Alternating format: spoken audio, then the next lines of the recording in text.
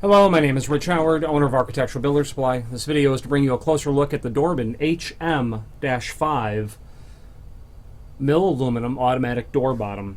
This automatic door bottom, that's what it looks like in cross-section, is for a specific application. And that application is specifically for the bottom of a metal door, where the bottom of the metal door has an inverted channel.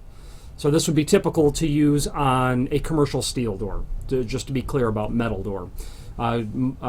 Pretty much all commercial hollow metal doors that I can think of will have an inverted bottom channel.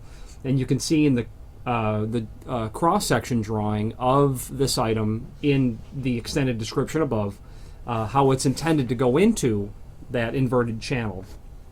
These automatic door bottoms are they're superior in lots of respects in terms of providing sealing at the bottom of the door. First of all, what's nice about it is that it's concealed. You're not going to see this on the door at all. Second, what's nice about it is that the entire housing, and I will show you how that works in a moment, is completely retracted back up primarily into the door when the door is open. So there won't be any dragging of the neoprene seal across the surface of the floor, whether the door swings in or out. So how this works is you have this plunger that is slotted, and right now I have it extended out of the edge of the automatic door bottom. So how this would work would be you would install this into the inverted channel. You've got screw holes here that you can see. There's two here, two more over in the middle, and two at the other end. Okay, I can notice that, and you probably can't see it in the camera, but when Dorbin drilled these holes, there's a small amount of aluminum material that's projecting off the face after they drilled the holes. I would probably sand those smooth before I installed it, so you had a flush surface to attach to the bottom of the door. You have to drill, obviously, a hole in the edge of the door, in the edge of the door on the hinge side for the plunger to project out through. That would be necessary. The way that the automatic door bottom works is you take your screwdriver and you turn the plunger. I don't know what it's actually called. I call it the plunger. You rotate it counterclockwise. A little hard to do it by hand, so we'll use a screwdriver.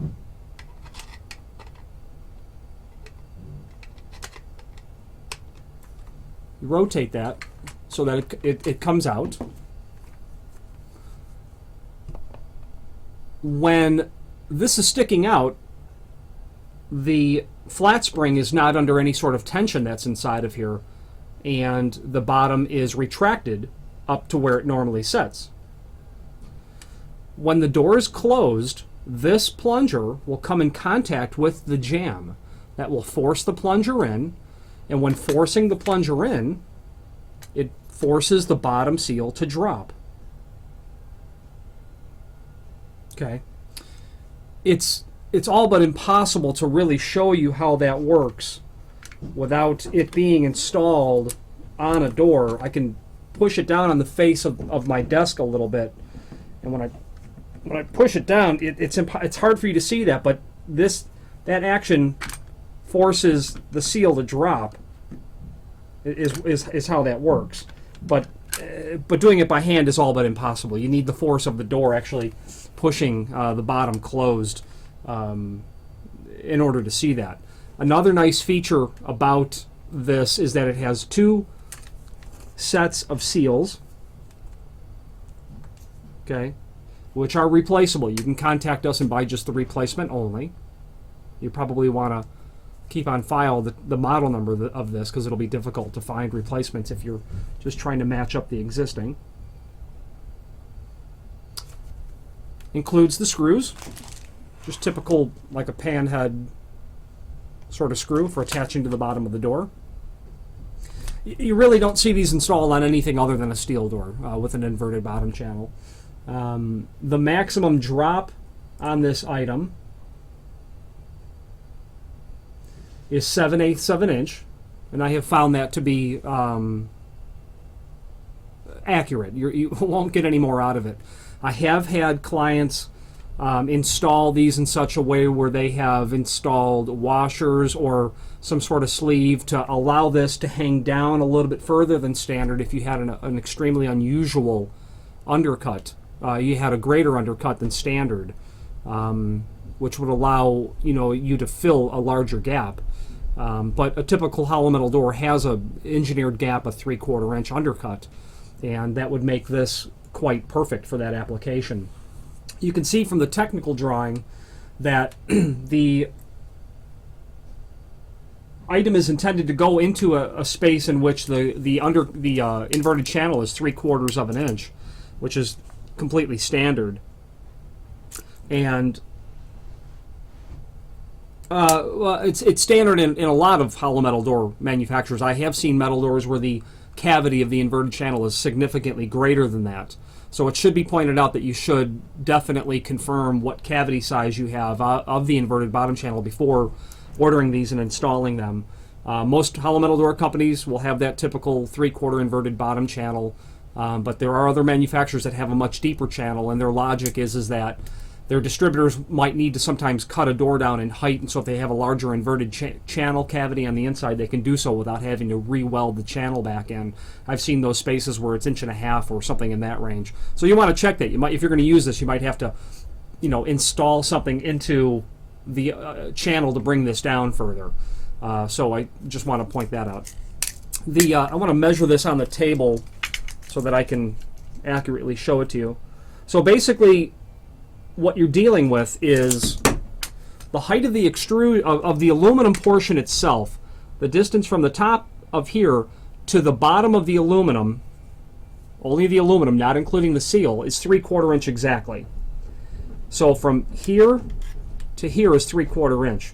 If this is installed in a steel door that has an inverted bottom channel of 3/4 inch space, your weather seal alone will be hanging down below, which would be normal and standard. That dimension is 5/32 of an inch according to the drawing. So it's, for all intents and purposes, just heavy on 1/4 inch. Let's get the tape measure and verify some of that.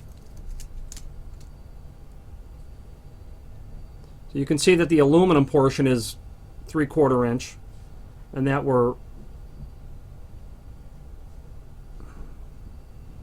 it looks like we're not quite at 1 inch. Yeah, it's the drawing is probably slightly incorrect. It looks like we're about 15/16 overall height on this. Well, but also I don't have this set correctly either. You'll have a little bit of hang when this is actually installed. I've got it compressed, and that's not the right way to show it. So there you go. When it's not compressed, as I've had it, yeah, you'll be about an inch, just over an inch.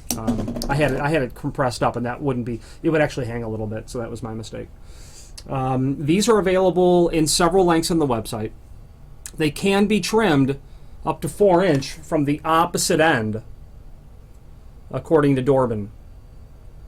I would suggest that you order these to the length that you need. And the rule of thumb that I've always used is take the space in which you have to work and then deduct about 1/8 of an inch total. So you'd have to measure the inside portion of the door. So if it's a 3-foot door, the door actually, let's say if it's square edge in this example, it'd be 35 3/4. Then you'd have to measure the inside cavity. So you'd probably be closer to 35 9/16 or something in that range. And then you deduct your 1/8 of an inch, and you'll be down at 35 3/8, 35 7/16, 35 1/2 inch, something like that. You'll have to measure it to be sure.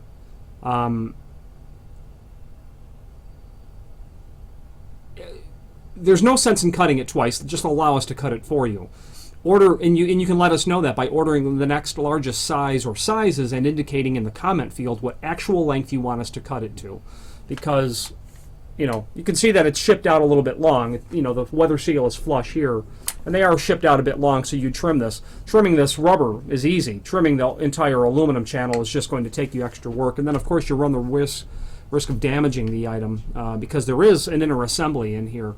but they can be trimmed up to 4-inch in the field. What's nice about us trimming it or cutting it to length for you is you can see that the screw holes here are only about 2 or 3 inches away. So if you were to cut 4-inch off, you'd eliminate those screw holes altogether and then have to drill 2 new holes for the mounting aspect of this. So if we cut it to length for you, we're going to place those holes in the proper locations. If you have any questions on the Dorbin HM-5 or any other Dorbin product, please feel free to reach out to us. Thank you.